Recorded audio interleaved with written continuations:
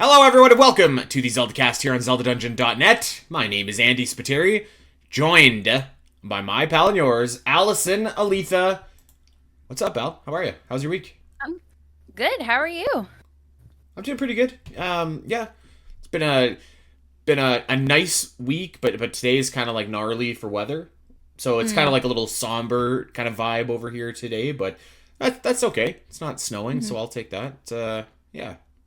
I've been really appreciating the sunny. We got like 80 degrees this week, and I used to not be a sun person, but that was because I realized I was very low on vitamin D and I had no energy and didn't like the sun. So now that I have more vitamin D, I'm like, wow, I really like the sun and how much energy it gives me.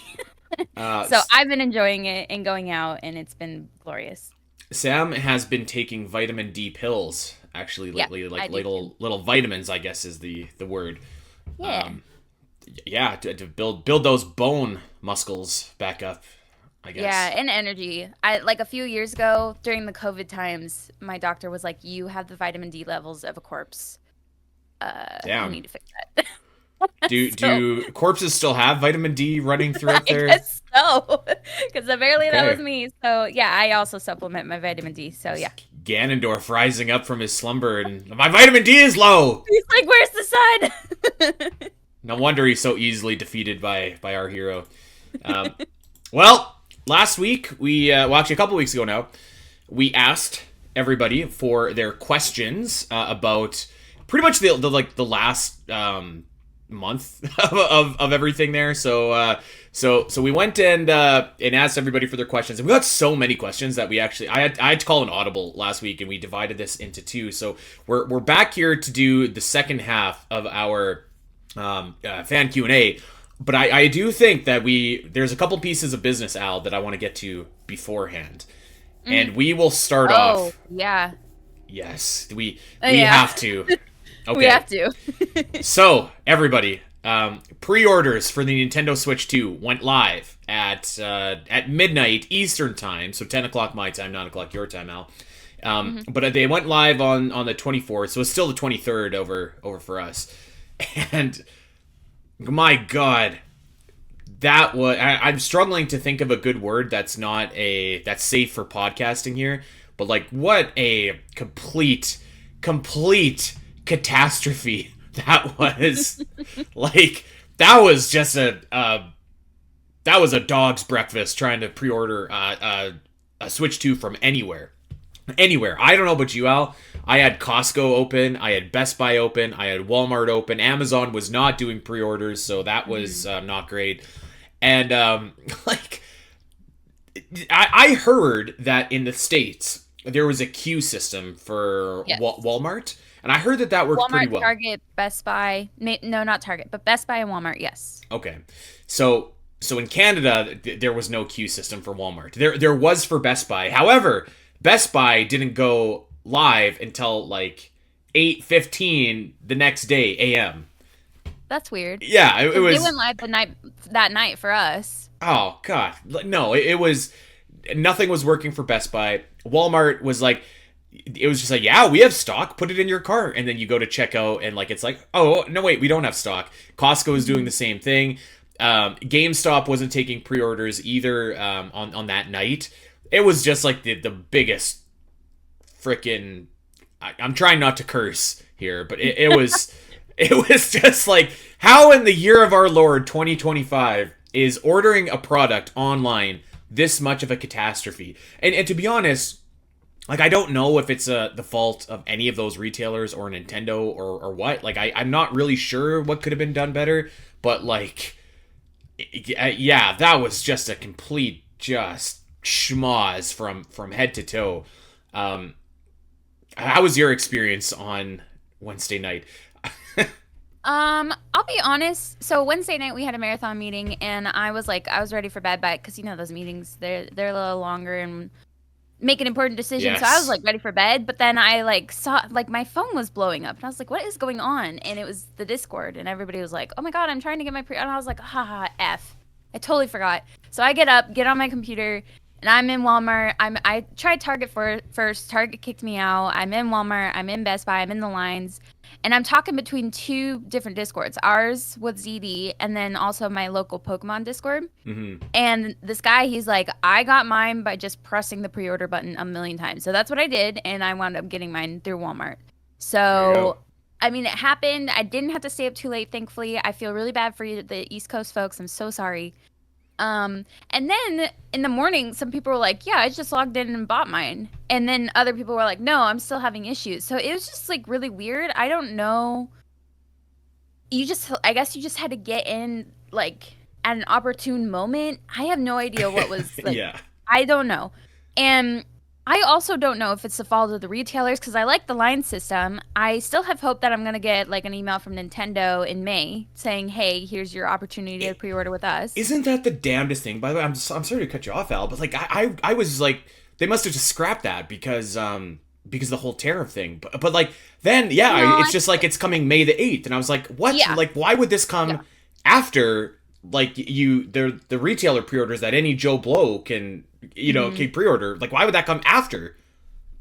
Maybe because like from my understanding, they're trying really hard with the scalpers, as that's why I thought the lines made sense. I thought the quantity of what you could buy makes sense. So I feel like maybe Nintendo was trying to get like the retails would be where the scalpers would hang out, and then Nintendo would be like a month later, here's your opportunity to pre-order if you're a real person. You know what I mean? That's Yeah, my guess. that makes sense. Yeah. Um, and I do think back on like all the times that I've pre-ordered consoles, and PS5 obviously was like a schmoz because of COVID, and that took 2 years for me to get a PS5. The Switch, I do remember it being kind of like a hassle to get a Switch as well. It wasn't as bad, but it was still kind of a hassle. And I also didn't get it until like the next day it came out. I didn't get it like day one, which was kind of a bummer.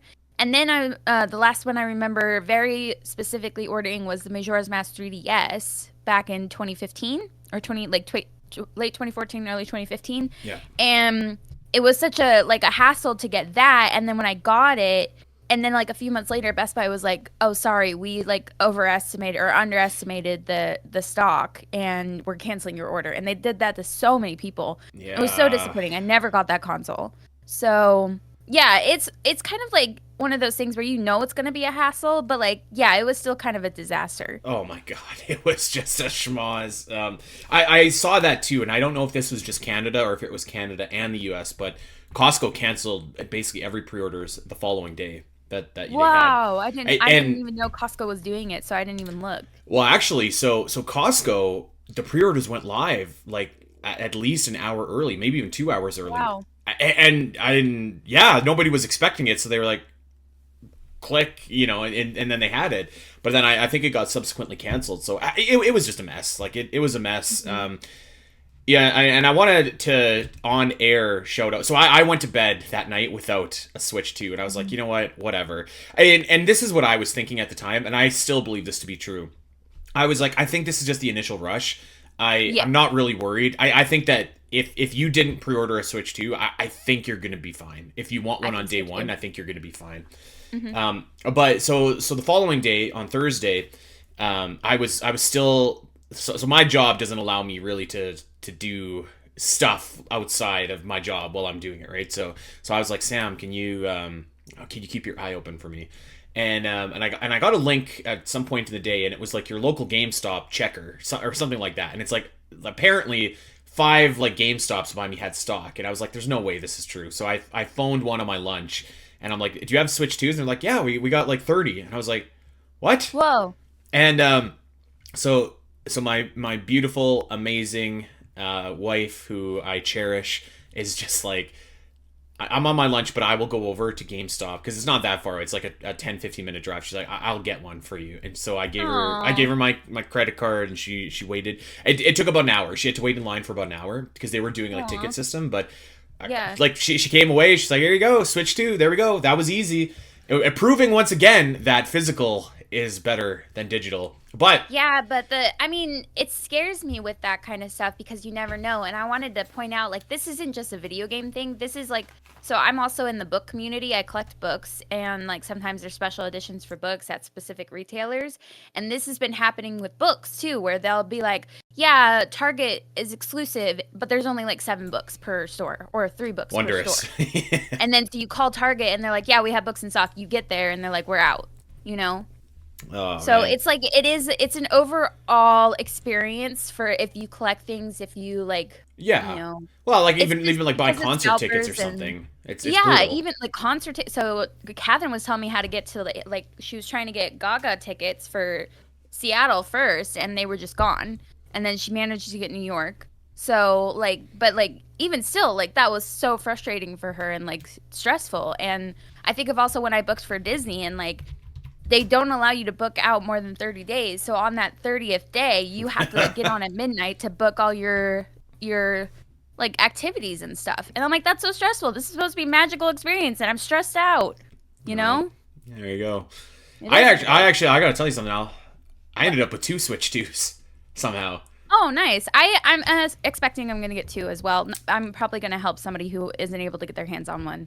I think I'm gonna do the same. So earlier in the day, again, Sam did this, and she was like at work and fiddling around, trying to get a pre-order, and she got one through Best Buy. But like, you know how like it goes through, and then it just kind of, I don't know, like takes you back to the home. So we never got an email confirmation. Never got. So both of us were just like, well, obviously we didn't get that.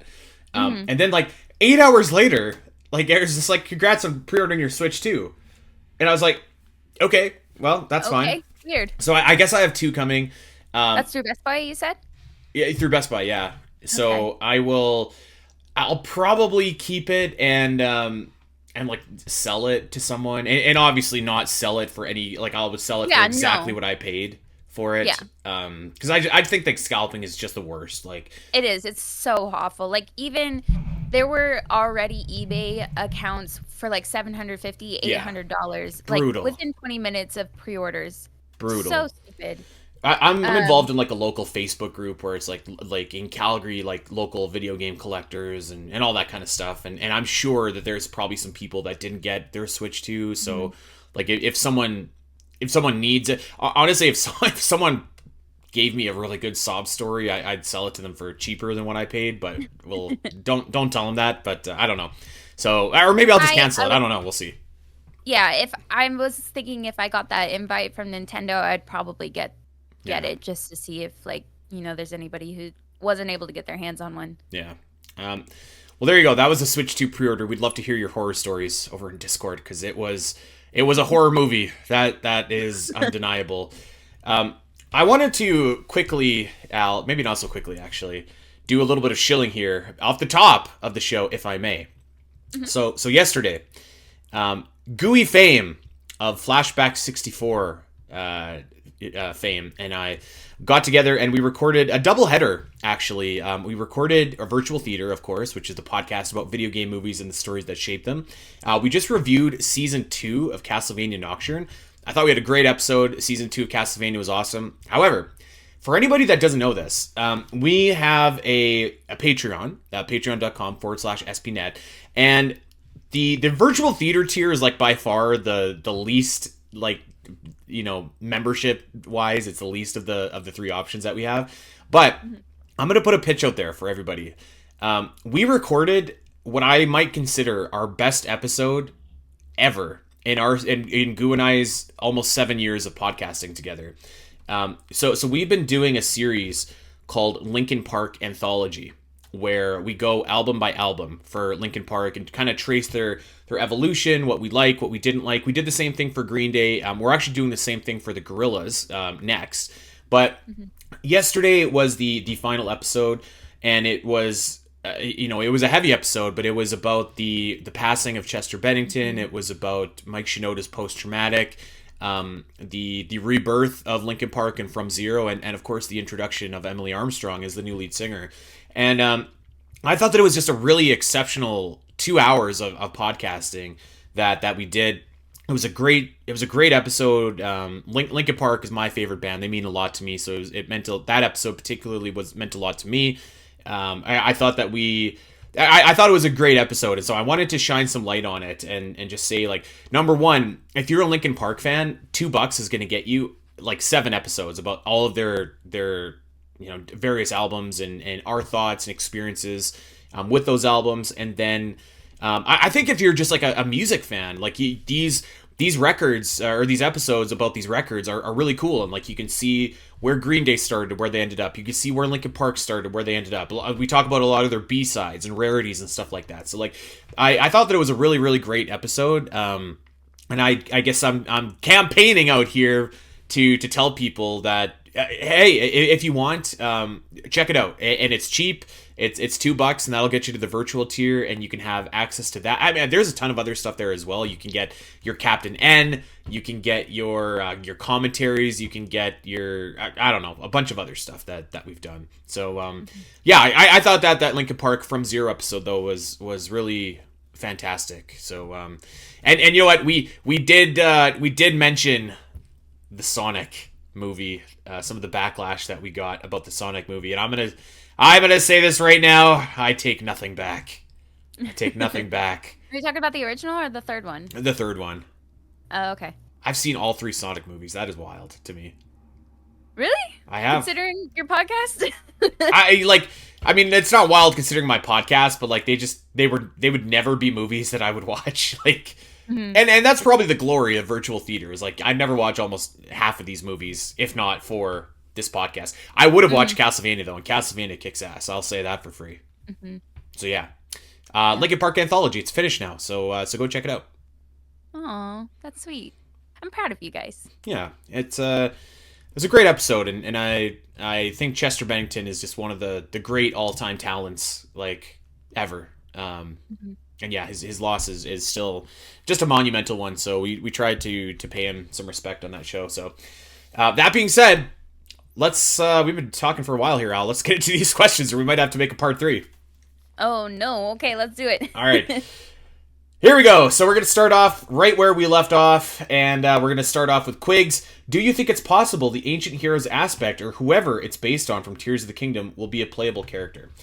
So we got a lot of variations of this question, as mentioned last week. So I'm anything, if you asked a question that's kind of sort of similar to this, we're just going to answer it now. I'm going to reiterate my answer from last week. I do think that the Ancient Heroes aspect is going to be a playable character. I think... Yeah, I think it's a possibility. The more I think about it, the more I'm just like, that makes sense as like your Link kind of character. If Link himself is not going to be here, I think that could make a lot of sense. I think we'll get to it, or maybe someone on Spotify said it, but like someone said like, hey, is the Ancient Heroes aspect like the child of Sonia and Rauru? And I was like, yeah, maybe. I could see that. Yeah, I remember it might have been you, but somebody asking questions like, how do we know that Sonia and Rauru like continued their lineage when they both died? Yeah. You know? And I mean, I think that's a fair question. I feel like it's just assumed that they did, because like, where would we be without them? So it would be nice to get a confirmation, and if that's but that would be weird, because then wouldn't Link's like own, well, it's not an ancestor, it's like the spirit of the hero, not an ancestor, so never mind that thought. Anyways, yeah, I think it's a possibility. Link adjacent character would be super cool, and I think that skin that you like take on when you put on the hero's aspect or whatever is really sick, so I'd be interested to learn more about it. Yep. Actually, why does it have red hair that matches Ganondorf? That's always been like something that just like sticks to me, and I'm like, that has to mean something. Well, maybe we'll see in Age of Imprisonment. Quigs has a follow-up. Well, yes, that is a possibility as well. Follow-up question. Breath of the Wild had Sheikah Slate Ruins. Tears of the Kingdom had Zonai Arm abilities. If the next big Zelda game continues this trend of giving you powers to manipulate the world around you, how do you think it will be handled? So I don't think it's going out on a limb here, Al, to say, like, I'm pretty sure that the next big 3D Zelda game is going to continue to give you powers to manipulate the world around you. I think that's a formula that's got a lot of success behind it. I mean, it depends on the story, I guess, is the cop-out answer, right? Like, it depends on the story. It depends on the setting. Like the arm made sense for the game because of the setting and the story that was being told. Similarly to the Sheikah Slate, I guess I don't know. Like it really would depend. And I know that's kind of a lame answer, but Yeah, it depends on the story. It depends on the gimmick because they continued it with Echoes. They just gave Zelda a staff and essentially kind of gave her some similar stuff where you can like grab onto things, move them, etc. Make echoes of bombs, so that you could like blow stuff up. It's kind of like she could like just a rod and try is helping you. So, I think it just depends on like what the gimmick slash item slash important thing of the next game is gonna be, and it'll be similar, I would imagine, while still being innovative because that's what Nintendo does. It's like they come up with new ideas and do different things. So, yeah. We'll see. Yeah, we'll see. All right, this is from our community manager, Jules. She's got a couple questions, actually, here. Can I just say something really quick, too? Every time I see AOL, it's actually AOI, but I think it's AOL, and I keep on thinking Adventure of Link every time I see Age of Imprisonment, like, shortened. You want to know what's funny? We did this with Tears of the Kingdom, too, and then, because we thought it looked like Tower of the... You thought Temple it of did. The Ocean King. A lot of people did. And so I just think it's funny because the same conversation is happening. And it's really just like we've had enough Zelda games / enough of these to like they're starting to mix. And it's funny. But I see AOI and it makes sense to me now. I think we need to do AO Imp. Oh, AO Imp. Okay. Maybe. All right. Let's answer Jules' question. What are your thoughts on if the Breath of the Wild DLC should or should not be included in the purchase of the game in the Switch 2? I think we've touched on this. I think it should be included. Like, I'm sorry. Like, I get the whole idea of, like, you're getting it for free if you don't. And it's like, whatever, man. Just, like, give the DLC, but put it in there. Like, come on. What are we doing? I mean, it's been, almost 8 years since it came out. So, yeah. I mean, and there's other games, like, there's other games where you could just buy, like, a whole edition, Like, we've had the Hyrule Warriors games Definitive Edition, and I'm pretty sure you get all the DLC with it. So, it's not unheard of that happens years after the fact. I know, like, some people are like, yeah, well, I paid for it, so it would suck if you got it, whatever. I understand that feeling, too, but... I just think, I don't know, Nintendo is always like that. They'll resell like a port for the whole price. So it's just like Nintendo. Yeah, like I think they should. Like I guess I get why they didn't, but I don't know. I just think you should. Like whatever, like do you really need to gouge the last $20 out of someone who's already spending $80 on the Breath of the Wild Enhanced Edition? Like, I don't know. And it's kind of like that argument that happened with like wiping away student loans, for example. Like, yes, if you paid it probably sucks. It's probably a bitter pill, but like, isn't the whole idea to make things better for like the people that come after you? That's my stance. I don't know. Let's move on to the next question from Jules. Kind of a cool question, Al. Do you think there will be some sort of online multiplayer mode in Age of Imp, maybe utilizing the new camera function? Oh my gosh. I'm going to say Age of Imp every single time from now on. There's this show I watch where their business is called Imp, and if you know and you know, but like, so it's going to make me think of that, Age of Imp. What kind of show are we talking here? This show is Hell of a Boss. It's a YouTube show, and okay. I think some people that listen to us have watched it before, and I really like it. Anyways, their business is called Imp, the Immediate Murder Professionals. That's kind of appropriate, to be honest, for a Hyrule Warriors game. Yeah, true. Anyways, what was the question? Oh, geez, you're making me do double work here. Do you think there will be some sort of online multiplayer mode in Age of Imp, maybe utilizing the new camera function? Online multiplayer mode? Maybe. I've played multiplayer Hyrule Warriors, and it's fine, but I'm not a big multiplayer person when it comes to, like, the hack and slash games. I don't know. There's too much happening, and there's also a lot of like dialogue popping up at you, and so like to pay attention to all that and like a buddy playing with you, especially online. I'm sure there might be, but I'm not interested, I guess. I don't know if I'd say I'm interested, but I would hope that there is, because I think that there would be people that are interested. And to be honest, like, we could be different. Like, we could play it on stream together if there was, and I think that'd be fun. Oh, yeah, that would be fun. That's a different story, Here's the thing though, is like Nintendo has never been kind of the leader in online infrastructure, and for particularly for a game like Hyrule Warriors, where you got like a bajillion enemies on the screen. That one I think could be prone, particularly to like pauses or lags or freezes or something of that nature. So I think they'd want to make sure that online infrastructure is pretty rock solid before doing like online co-op. I think that would be fun actually if they went ahead and did that though, and I don't know, it could be kind of fun to use the camera. I don't know how you'd utilize the camera feature, but I don't know, it could be cool. Mm-hmm. Be fun to do the C button, C for chat. So there you go. Instead of Discord. Oh god. All right, Al. Do you want the honors on this next question, or should I take them? You want me to read them? No. That's not what I'm saying at all. You know what I'm saying. This next question is from Corey Richmond. Okay, yeah, I'll take it. Please. Okay, I'm reading it. All right, Corey Richmond says, new 3D Zelda game is announced for the Switch 2 to be released in 2027. It has a new art graphical style that is different from any other 3D Zelda game before it. What does it look like? Go to hell, Corey. That's what I was saying, if you want the honors or if I do. Stupid. My heart, Al, wants to say it's like a cyberpunky kind of like arcane looking style of game. I think that would be really cool. Like if it was the arcane art style, I think that'd be sweet. I guess my brain says it would probably be.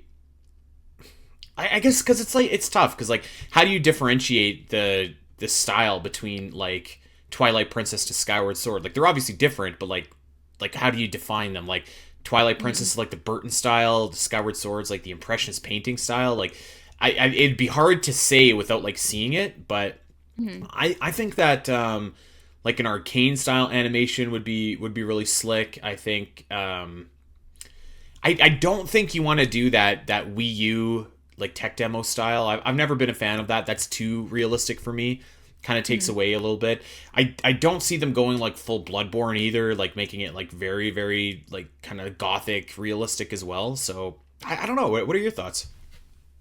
I really struggle trying to like imagine stuff that I don't already like see. So I don't know. I feel like maybe we're due to go back to maybe like I don't want to say like Wind Waker, but like kind of like in that zone, like the cell shaded, more simple. Still beautiful, but like maybe a Toon Link-esque kind of vibe because like it's just been a while since we've been there, and I mean I wouldn't hate it, but at the same time I wonder if Nintendo's like we had such success with these Switch games, like going back a step might be not good for the future of the series. So I don't know. This is a really hard question for me, like, and just have a hard time thinking outside the box creatively. So. I don't know if I'd be super pumped for a return to Wind Waker like cell shaded, at least in like those character models. Like the world itself like could be that, and that'd be fine, but I think the character models would have to get a big upgrade. I think Toon Link, I love Toon Link, but he does like it's hard to take Toon Link seriously because he looks like a big dumb bobblehead, right? Like and there's nothing wrong with that, but I guess I'm just saying I don't want that for my next big 3D Zelda game. Yeah, I don't know. It's an interesting question. I'm partial to the cyberpunk or steampunk look. Yeah, I think the cyberpunk would be really cool. I feel like that Switch would be. I know you haven't played Jak and Daxter, but like the first Jak and Daxter was so like mythical, fantastical, and like just kind of like clear fantasy, and then all of a sudden it's like boom, cyberpunk in the second game. So like I could see that switch happening, and I think that would be pretty cool. All right, Hyrule Princess. What beast of a machine will you create in Tears of the Kingdom using the auto build sharing that you couldn't or didn't know how to make the first round? I know exactly what I'm going to make, Al. What are you going to make? I saw somebody make like Metal Gear Rex out of like Zonai parts, and I was like, yes, So if that is available, Metal Gear. That's what I'm doing. Okay. I want to make that thing that they showed in like the treehouse presentation. They had this like already like auto build ready, and they like build it right with the auto build, and it looked like one of those like worm things from Skyward Sword that are in Thunderhead that chase you. You know, that's kind of how it moved through like the depths and stuff. And I'm like, I want to make that. That looks sick. Like, that Yeah, looks cool. that does sound cool. Or some kind of like I don't know, Megatron, something crazy, or something where I can launch a Korok into space. Okay, next question is from Josh. Do you see yourself using save states on... I'm going to rephrase this question. I think we're missing a word. Do you see yourself using save states on the most... I think it's supposed to be, what do you see yourself using save states on the most when running Wind Waker on the GameCube for Nintendo Switch 2? So the question, I think, is like, at what point of the game are we going to use save states? Right? Am I reading that correctly? No, that's good. I don't know. I don't. Wind Waker's not like a Adventure of Link. You know what? I've got it. Okay. The Savage Labyrinth. That's Fair. when you use save states. That's a good one. Or just like rewind would be fine. Well, this right? one doesn't have rewind. Oh. I'm assuming it doesn't, because N64 titles don't have rewind either. They're just save states. Okay, then yeah, that makes sense. Savage Labyrinth or like when you have to like hit Orca 999 times in training in order to get like a heart piece or something crazy. I just will not be doing that. Yeah. Yes. Yeah, but I don't see myself do it because it's not as frustrating as other games like Adventure of Link or anything like that. So I just don't see myself using it that much.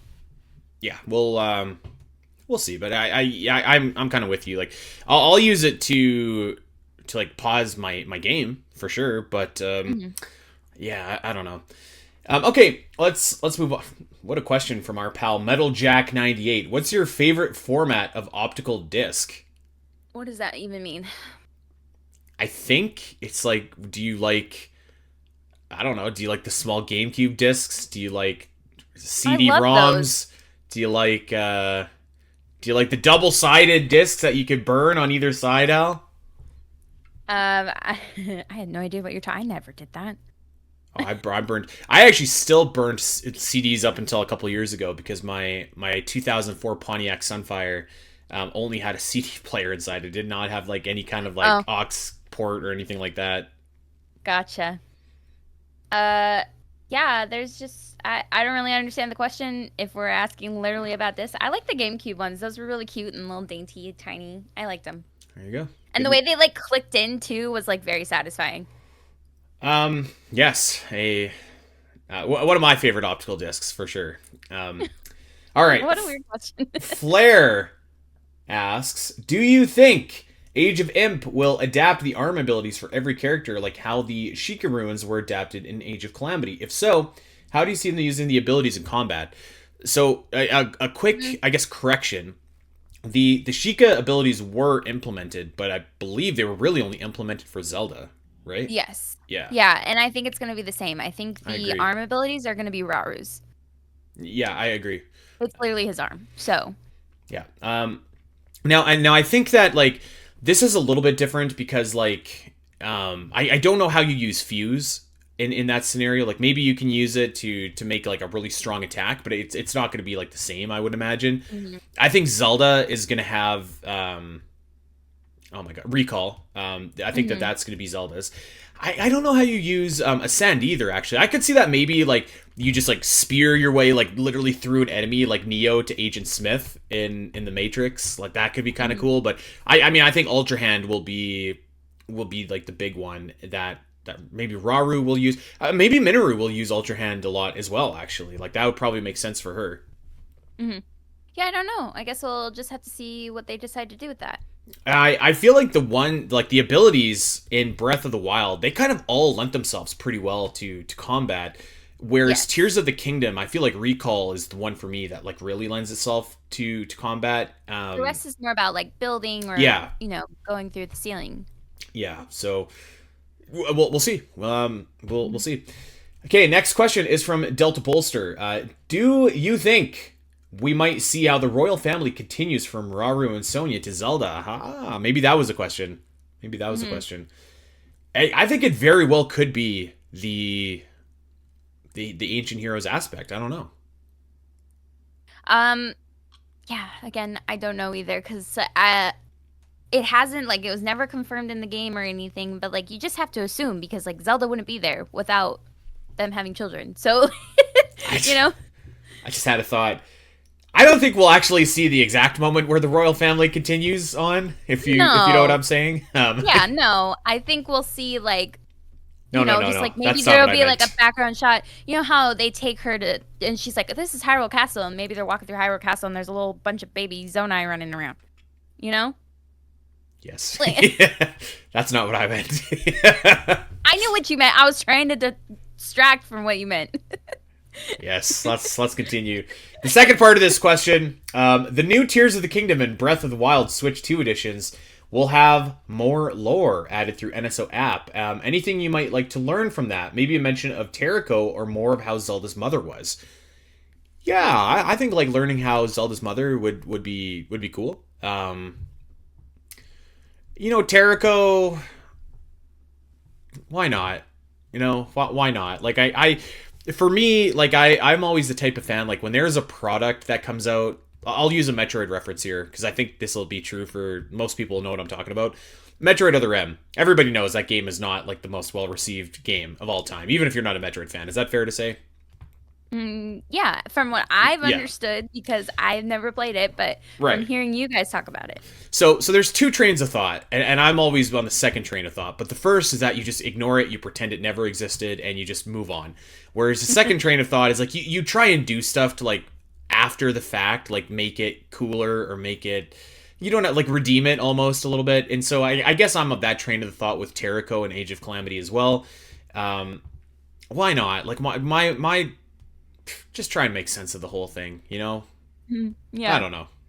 I don't know if we really need to know anything about Terrico. I'm pretty happy keeping him in the AOC bubble. The lore that I would like to learn about in Tears of the Kingdom, like say we go to a location and it has that voice, the voice notes from Zelda or whoever. And I would like her to be like, this is where Sheikah Tower used to be. They just disappeared one day. Go to hell, Corey.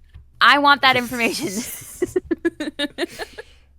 We need that shirt right away. I feel like that would be a very good opportunity to like sprinkle in some of that stuff that we know Nintendo talked about but didn't want to tell us for some reason.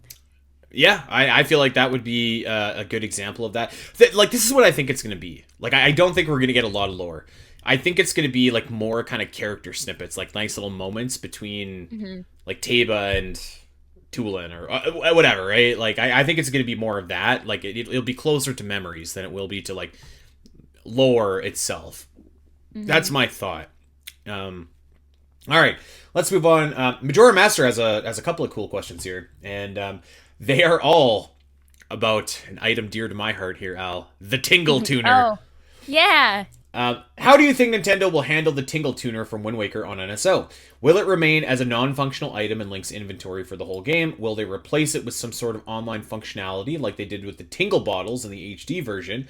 Do you think there's a chance they will build its functionality or something else entirely? And if it was up to us, how would we choose to handle it? So that's a loaded question. Questions about the Tingle Tuner. This is, I guess, what I would say. As someone that didn't really use the Tingle Tuner like at all in Wind Waker, just because I didn't have that cable, I think the answer is it's probably going to show up in the game, and it's probably going to be a non-functional item. Would be my guess. Which is what they did with the Tingle bottles. Once the shut down the Weavers. Yeah, I think that makes total sense. I mean, it's kind of annoying to like especially if you're playing it for the first time. You're like, why can't I do anything with this thing? Because you don't know any better. But I feel like that's a very natural thing that they would do. Yeah, I feel like that's probably the answer. I don't know. Like, I guess I'm not going to say it's impossible that they build in that functionality, but I think if it wasn't on the original game, like, I don't know if I see it coming that way. So I think that that's going to be what they'll do. It would be pretty sweet to have like that little, like it's almost like a little mini game that I'm actually pretty like unfamiliar with the Tingle Tuner because I never really got to use it because I didn't never get played to use it either. So it would be pretty cool if like it was there, but yeah, I think it'll be more of like a commemorative item, like the gold poop in Breath of the Wild. Yeah. You know, I have a quick Tingle sidebar. Do you play Zelda Hurdle? I don't know. Okay, yesterday's Zelda Hurdle kind of made me a little salty because I'm like, what the heck game is this? Turns out it was Tingle's house from Tingle's Rosy Rupee Land. I was There's only one person you should be salty with, Al. Well, like I was trying, there was all these like I was like trying to get the vibe because that's what I usually do is get the vibe of the music, and I'm like, oh, this is clearly like an Oracle game, or this is clearly Tears. You know, I couldn't get the vibe at all. My God! All right, I guess like 5 games before I quit.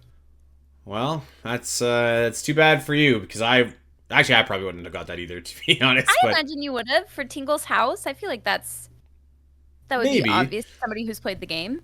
Well, I mean, you're not in Tingle's house very much, like in the game. Oh, okay. Yeah, you're not really there like at all. You can go back to like there, but I didn't. Although I did go back to see Barkle a lot. Mm-hmm. I call Lincoln Barkle all the time. I love it. Okay, let's go to our next question. I'm so sorry I can never get the pronunciation of your name right. Awist116, is that how you'd say that? That's how I would say it. Okay. What are your thoughts for possible use cases or gimmicks the mouse control could add to the next original Zelda title? And separately, what could the mouse controls add to future remakes? Great question. Mm-hmm. I have a thought. Okay, go for it. So my original thought when I read this question, because we got a similar question on Spotify, is like, this would be great if you really wanted to go full bore, all in Zelda Dungeon Maker. That would be great for that. Yeah, that makes sense to me. I was thinking the DS ports, if we ever got those ported, the mouse controls would be optimal. Yes. Even though, like, I would prefer, just regular controls, but I feel like instead of having a stylus, having a mouse would make a lot of sense. 100. I'm with you there. That would be awesome. That would give those games honestly new life. And now that you say it, that should have been my answer right away. 'Cause, yeah. For a new original game, that I think you can do like. The world is endless. Like the possibilities are endless. Not a Zelda game, but like, man, would Okami with that ever just be awesome? Ooh, yeah. Like that's kind of what I'm thinking of, where like you need to make like freeform symbols or something like that. Mm-hmm. I think that would be spectacular. Mm-hmm. That makes sense. Yeah. Yeah, I don't know how to put it into a new Zelda game. Probably just like control of items instead of like, how the Wii controller you could like guide the beetle in Skyward Sword and all that kind of stuff. Well, now maybe you could do it with a mouse or something. I don't know. Yeah, I think that could be cool too. All right, this next question is from Penguin Man. Awesome name. Do you think that the new Legend of Zelda will do well on Switch 2 in terms of feedback, as the new Hyrule Warriors doesn't live up to people's expectations and the criticism of Tears of the Kingdom being too close to Breath of the Wild? Yes, I think it'll do just fine. I think that those criticisms come with an asterisk beside it as well. Like, Age of Calamity was incredibly fun. I like that game a lot. But the asterisk is that the marketing was slightly misleading. Tears of the Kingdom, I'm probably like the most harshest on that game. But I can't say that it's not a great game. I can't say it's not fun. Like, I can't say that it's bad in any capacity. Is it too similar? Sure. I think that's very fair. But it's not like people were review bombing it. Like, if I were to write a review today, right now, like, how do you give that game anything less than like a 9 out of 10, right? Like, it's, I mean, there are some things that mattered to me that I didn't like, but I mean, on the whole, like, it's an incredible Zelda game. So I'm not worried at all about next gen Zelda reception. I'm not either. But also just because The Legend of Zelda has such a legacy that, and it, like, it's the name alone. Like, people will see, oh, there's a new Zelda game or whatever, and they'll go buy it. It's just like, it's just got that kind of name. It's like, I wouldn't say it's on par with Mario, but it's like almost there. You know what I mean? It's getting there. Yeah. So yeah, sure, some people have bad reception to some games, and that's totally fine. That's been the same way for the last 40 years, you know? Yeah. It's still gonna do well. Yeah, absolutely. So great question though, but I don't think that we should be worried. Okay, so we're gonna go over to Blue Sky because we never got into any of our Blue Sky questions from last week, and we'll kick it off with Mac. Would you be happy for them to include characters from outside the time of the Imprisoning War? If they just kept it to that time, then we won't be having too many characters to choose from. But no one wants another timey-wimey nonsense plot like Age of Calamity. What a good way to describe that plot. I think that there's, after we said it, Al, I'm becoming more and more convinced that like those four sages are going to be someone that we know. I really think so. What do you mean? I don't know exactly what I mean. Like, I could see a world where those four sages are somehow like the sages or the people that we know in Breath of the Wild. Like they were the people from Age of Calamity. Like they were the version of Mipha and Urbosa that lived and like something like that. I could see that kind of nonsense for sure. No, I mean, I feel like even though they were pretty blank slates and tiers, they still had distinct features and characteristics that make them their own people. So I just feel like we're just gonna get to know new people here. Yeah, maybe, but I swear to God, if we see anybody timey-wimey come back to this game, I will only be playing it out of spite because I have to for the podcast. Like, I don't think it's impossible, man. I think those four sages could be someone we know. No. Here's what I will say. I'm putting my foot in the ground, Al. I'm saying it on this podcast right now. We will have 3 playable characters: Nayru, Din, Farore. And we're gonna see them transform into dragons in this game. Okay. I think it's gonna, because like I think like yeah, like how many playable characters were there in Age of Calamity? I don't know. Gotta be like 20, right? Mm-hmm. Like so we have 3. We have Zelda, Rauru, Minoru. We have plus the eight past champions and new champions. Well, no, hold. So I'm talking for Age of Imp. So we have our 3, and then we got the 4 sages, so 7. We've got. This is where I'm gonna do my own theorizing here. So we've got 8 with the ancient heroes aspect, 3 with the 3 hero or the 3 goddesses. I think you'll get Twin Rova, so 12. I think you'll get Ganondorf, so 13.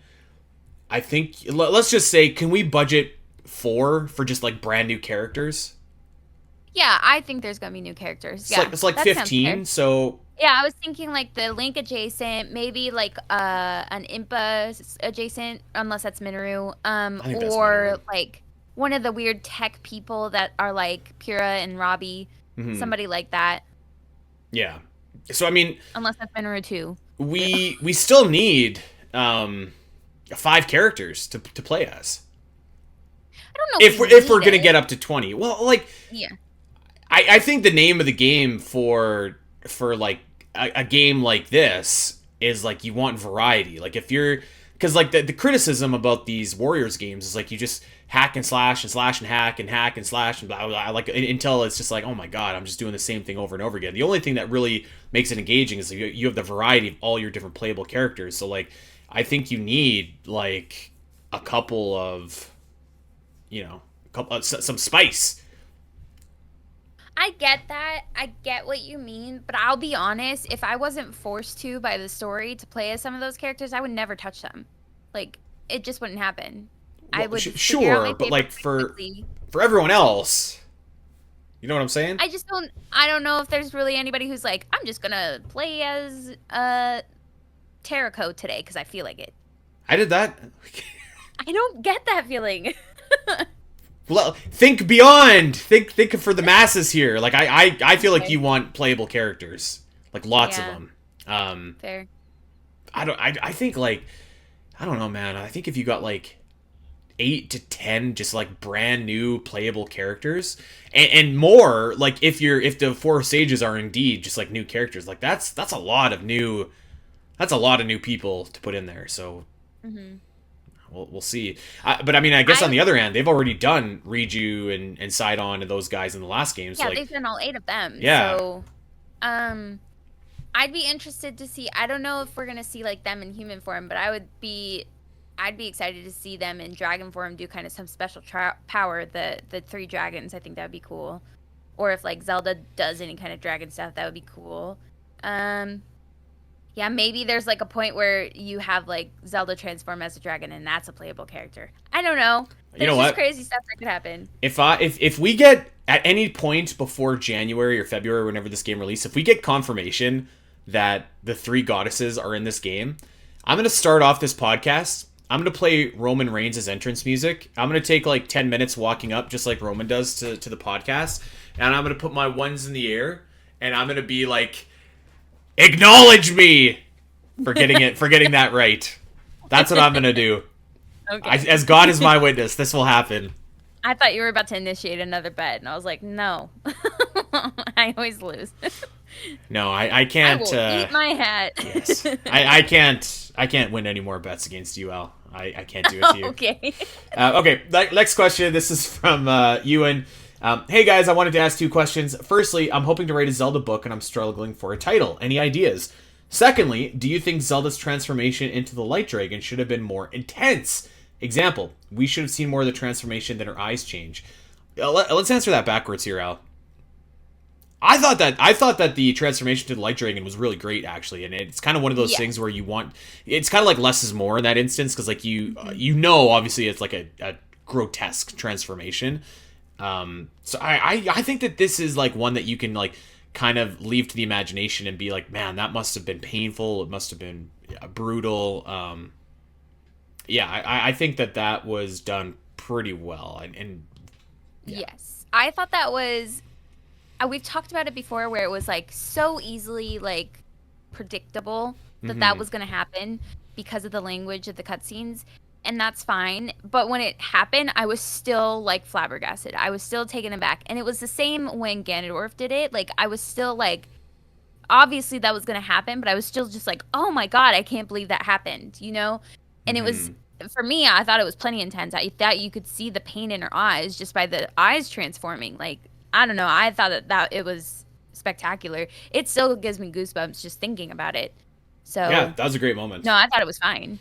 As for the title of your book, share some details with us. I'd love to see what the general plot synopsis is. I think like don't overthink it. You know what I mean? Like it's Zelda titles traditionally have either focused on. They've either been like someone in the game's title, like Twilight Princess or whatever, of a sacred object like the Ocarina of Time, or I guess that those are like kind of the big ones that they've usually been named after. Although we're moving away from that with like Breath of the Wild and Tears of the Kingdom, so it's hard to say without knowing what your book is about. But send us over some details. We'll give you some suggestions if we can. So there. Yep, I'm the same mind. I have no idea.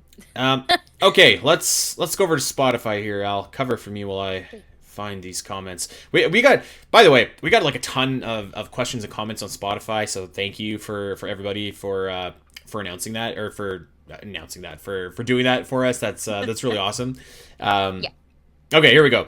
Yeah, you know what? Yiga Clan member. So he was asking about what would be a cool Switch 2 mouse control Zelda gimmick. So we touched on that, but just wanted to shout you out on air. Great question. So let's go as I'm fumbling to load this up. Usually Al like gets all these questions for me, and I don't have to do any work. Spotify, you can't copy and paste. I'm not saying don't comment on Spotify. It's just more work. Make her work. Okay. Let's go to the next question from Matthew Smith. Now, how did we leave out this option, Al, as a great mouse control option? Can we get Link's crossbow training on Switch 2 with the mouse controls? Hey. How does that work? You just aim with the mouse? Yeah. So instead of the Wiimote, you have the mouse. Like I think that would be great. I think I would still be terrible at the game. Oh, I would too. Yeah, I would too. I think that'd be cool though to have that game. Yeah. I'm not holding my breath for the return of Link's crossbow training anytime soon, but yeah, I don't know. That'd be kind of neat. All right. This is a pretty broad question, so maybe we'll sort of kind of touch on it, but then save it for a future episode. This is from Nathan. What hopes do you have for Age of Imprisonment? You know what? It's a broad question, so I'm just going to say this. If you are saying that this is a canonical story, you have to make it a canonical story. That's my hope. I hope it is as advertised. That's like literally all I care about at this point. I wanted to read this comment from Caddy Hannah, and it's not a question, but I felt like we had to read it on air anyways. My comment got answered. I'm so excited. I also got to go to hell, Corey, in my response. I'm proud to be a fan of this podcast. You know what?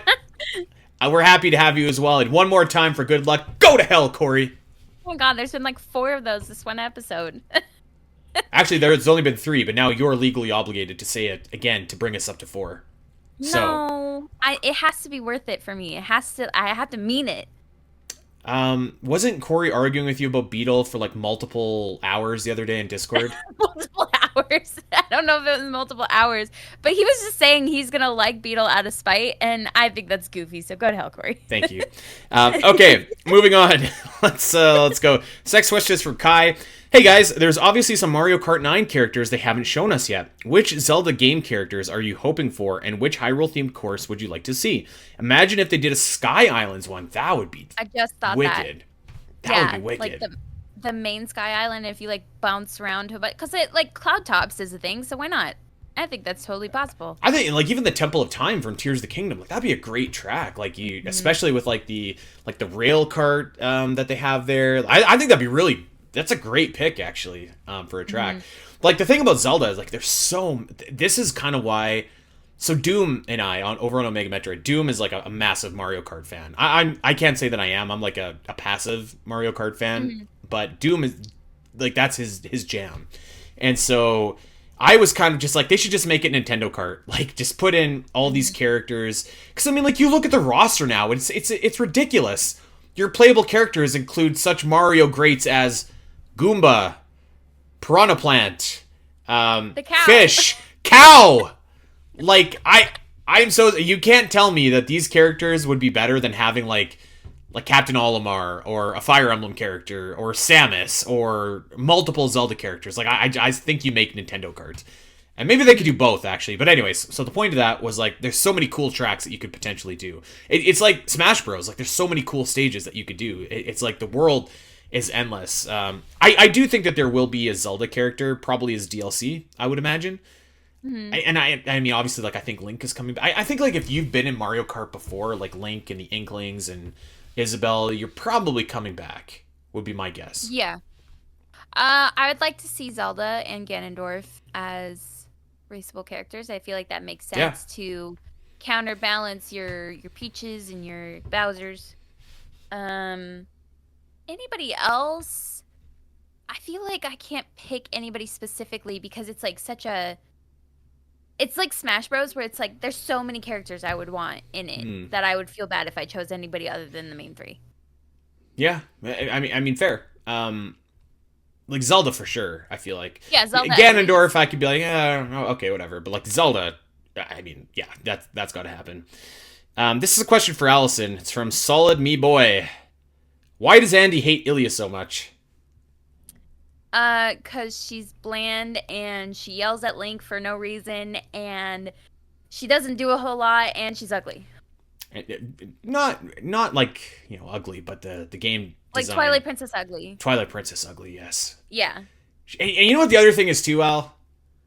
In what's a good movie that just came out? Okay, so I was watching a couple weeks ago, Al. I was watching the Thomas Crown Affair with Pierce Brosnan and Rene Russo.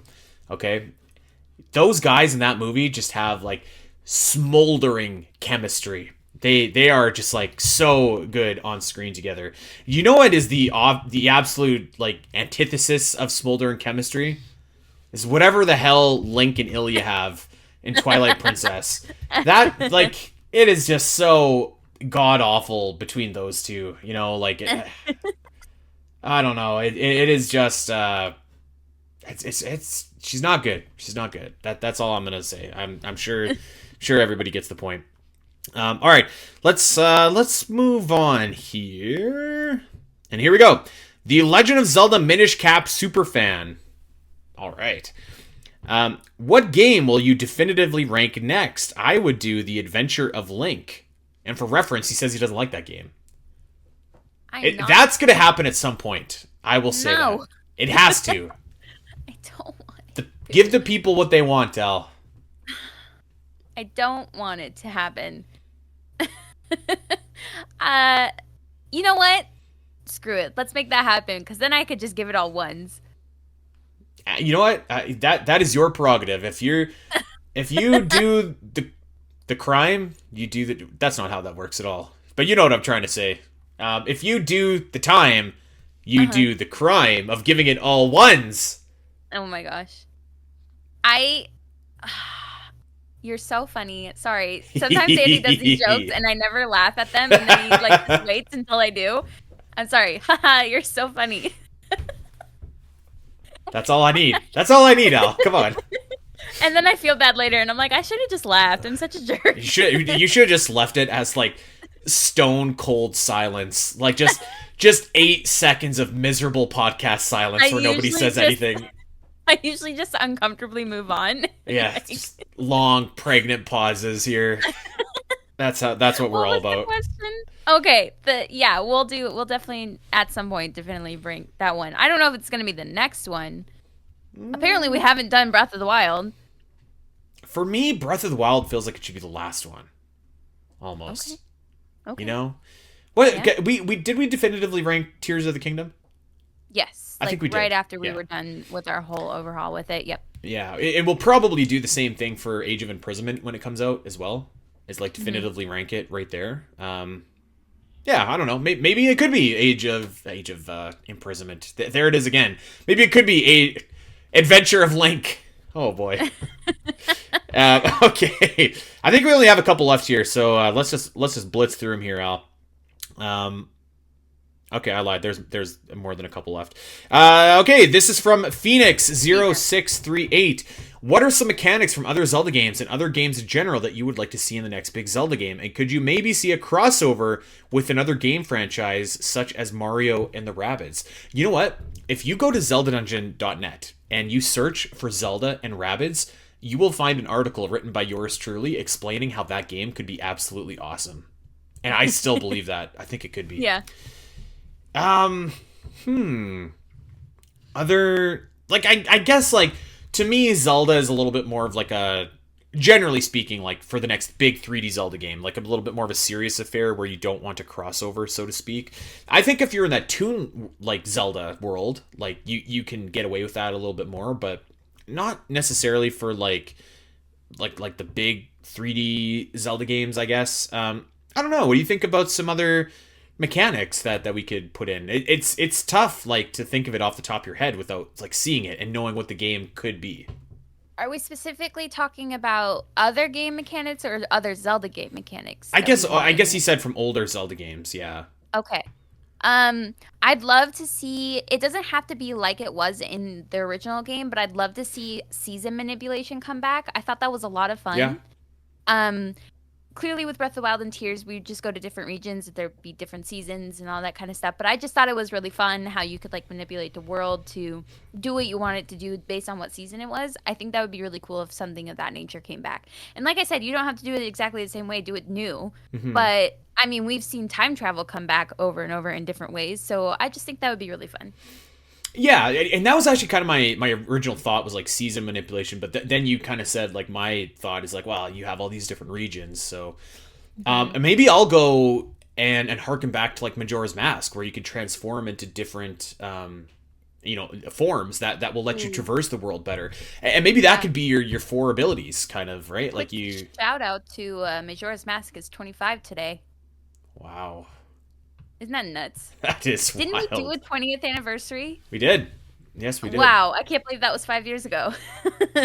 This time is an undefeated opponent, Al. Oh my goodness. That's a good idea, though. I think that'd be cool. Like, transformation come back. Yeah, like and you could map it to, like, your buttons, like, instead of, like, fuse or whatever, you could just have your transformation, or I don't know, something like that. I think that could be pretty cool as well. And even to throw some, like, there's some love to Twilight Princess, like maybe one of your transformations is like a wolf, maybe one of them's still like a Loftwing, maybe or something along those lines. I think it'd be pretty engaging. All right, let us go and move on. This next question is from Elsa. Do you think we can explore past Hyrule in a free roam mode? I hope so. Oh, I hope in so. Age of Imprisonment? Yeah, in Age of Imprisonment. That took me a sec. I thought you were talking about Mario Kart for a second. I was like, that'd be cool too. Yeah, I don't know. I don't know if they're willing to go that far because it's just like not the way of those Hyrule Warrior or that Warriors games in general, at least from my understanding. But it would be cool. Yeah, like I think I told you this a couple weeks ago on the show, but like I've been playing Fire Emblem. What the hell is the game called? Fire Emblem Echoes. And after the battle, you could just like kind of walk around the map and I don't know, just like check it out. Like I think that would be kind of neat if you could do that. Yeah, that makes more sense where it's like an enclosed map, but I think what she's thinking or they're thinking is like all of Hyrule being open for like open exploration, and I don't know if it would go that far, but I could see like the individual maps make sense. Yeah, I think that'd be cool. Okay, this next one is from Max. We have 3 left here, Al. What do you think a Zelda game made by Supergiant Games, the creators of Hades and Bastion and Transistor is the other game that they have. What do you think that game would look like? I haven't played any of those, so I don't know. A roguelike. I've played all 3, actually. I think, you know what, I actually think it would look a lot like Hyper Light Drifter. In terms of like style, in terms of movement, in terms of combat, I could see that looking a lot like Hyper Light Drifter. So if you haven't checked that game out, you definitely should. It's a great Zelda-like. It's kind of like a futuristic cyberpunky Zelda-like too, so it's right up my alley. But yeah, I think that like Supergiant has made some awesome games, so that'd be pretty awesome to see. I'd love to see.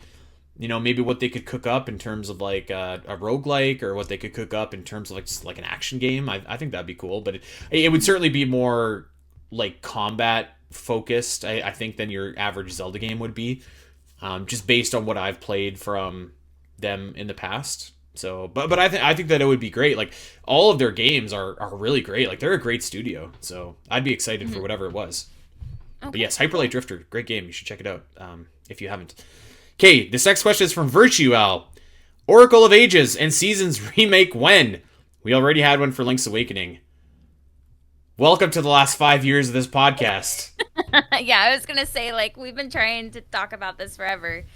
We thought that would be the next port, or remake, but we haven't seen anything. But now we're coming into the age of the Switch 2, so maybe we'll see stuff. I don't know. I've got a theory, Al. Okay. What if the sequel to, so not a remake of the Oracles, but there was a sequel, and it was a sequel to Echoes of Wisdom, and it was called Oracle of Time, and you are Zelda, and I just made that name up off the top of my head. I don't know what that would be about, but like, you know what I mean? Like, or Oracle of Secrets or whatever. Like maybe have Zelda in that role, and that's your sequel to Echoes of Wisdom, and it's a sequel. It's basically like the link between worlds to those 2 games, and maybe you can like freely roam between Labrinia and Holodrum and go back and forth. That could be cool. Got to get your animal buddies back in there. I don't know. I think that'd be neat. I'd love to see the animal buddies come back. Yeah. I have no idea, to be honest. Like, I think those games would do well with the remake. They're really fun games that I don't think people pay as much attention to anymore, and I'd love for them to get a little bit of new life to them. Okay, this is from Leah. If you could be an employee in any of the bazaar shops in Skyward Sword, which would you work at? Whatever one Beatrice is in. That was my answer. Yeah. Yes.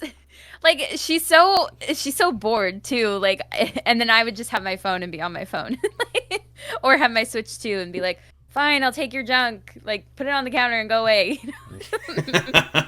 Yes, whatever one I think Beatrice is cool. I bet you she's a fun coworker. I'll tell you whose shop I don't want to be in. Who's that? Beetle. He'd make me bike that thing around. Hell no, I'm not doing that. Be a good workout. It would be a good workout, but I wouldn't choose to do that for 8 hours a day. I mean, I don't think it's physically possible to do that for 8 hours a day. Why did he choose to do that to himself? He makes a lot of decisions I don't agree with. Well, that's Beetle for you. That's it's like, no wonder that Corey likes him, to be honest. I'm gonna lean into this beef, like out of spite now from Corey. You know what, Al? We actually did in fact have one last question that was asked in the Twitch chat here, which I'm going to read to you. Are you ready? Yeah. This is from the mighty Avocado, our good friend. Andy, can you give me some of your best Zelda pickup lines? Oh. Do you have a Zelda pickup line, Al? No, I don't know. You know, I don't use pickup lines. I don't either. I used to use like really cheesy pickup lines like back in my younger days. I love that. On like the Tinder or whatever. But a lot of the thing about these Zelda pickup lines, because I just Googled it really quickly, you can't really read a lot of them on air. You just really. Yes. Yes. Not suitable for work.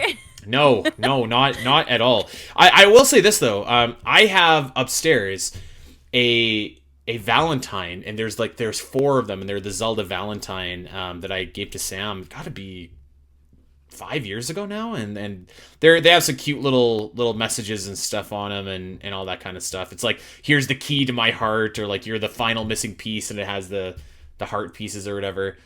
Maybe use those ones instead of some of the other ones that came up when I Googled this online. Okay, yeah, I like that one. I don't know that those other ones would get you super far. Talk about the song of Storms. Just, yeah. I don't want to know. No, you probably don't. You would not. I think if you're using that pickup line, you are not going to get far. So yes. All right. There it is. We thank everybody so much for all of your questions. You fueled our show for not 1 but 2 weeks, so that is absolutely awesome, and we appreciate that. And I think that's it. I think that's all. Any final thoughts, Al, before we GTFO? Good luck with your pre-orders, friends. Indeed. And you know what? If you didn't get one, I don't know that I would be super concerned. I think that there will be stock. Apparently there's shortages in Japan, but like I don't know. I just think that there's going to be enough. I think somebody mentioned the other day that they were worried it was going to be like the PlayStation 5. And I'm like, I don't think so. Because there was different circumstances for that. It was just a different environment that we were in that happened. And I just don't think we're in that environment anymore. So I think we're going to be okay in the long run. It's not going to take 2 years for some people to get a Switch too. Yeah, I think so. All right. Well, there it is. That is going to do it for us. We do thank everybody for asking your questions. It is much appreciated. And, of course, if you want to ask questions for future episodes, there's a couple ways you can do that. Join our Discord. You can talk to me and Al and sometimes even Corey. And you can tell Corey to go to hell for yourself, actually. It's very rewarding, so I encourage everybody to do that. You could also follow us over on Blue Sky, at the Zelda Cast, at Spiteri316, and at Allison Aletha. And, of course, you can go and subscribe to the Zelda Cast wherever you get your podcasts. Go like and leave a comment, review, rate, all of that kind of fun stuff. We got a lot of questions on Spotify, so that was absolutely fantastic. So thank you for leaving those. As I mentioned earlier, we have a Patreon, patreon.com/SPNet, and we got a new episode. It's going to be coming in pretty close to the end of the month this month, but we got a new episode of Zelda Cast Top 10s coming this way. So if you really want to up your Zelda Cast love, take it to the next level, you can check that out. And I think, my friends, that is going to do it for us. So until next week, everybody, have a great week, and we'll talk to you then. Ciao. Bye. Hey everyone, if you enjoyed this clip and want to see more of the Zelda Cast, make sure to head over to your favorite podcast platform of choice and subscribe. There are over 200 episodes in the vault that will provide you with hundreds of hours of Zelda content for you to enjoy. You can listen to us when you're on a walk, fighting Ganon, trying to sleep, whatever. And if you want to see these shows as they happen, make sure to head over to twitch.tv/the Zelda Cast, where you can watch our beautiful faces talk about Zelda every single week. Don't miss out, and we'll see you next time.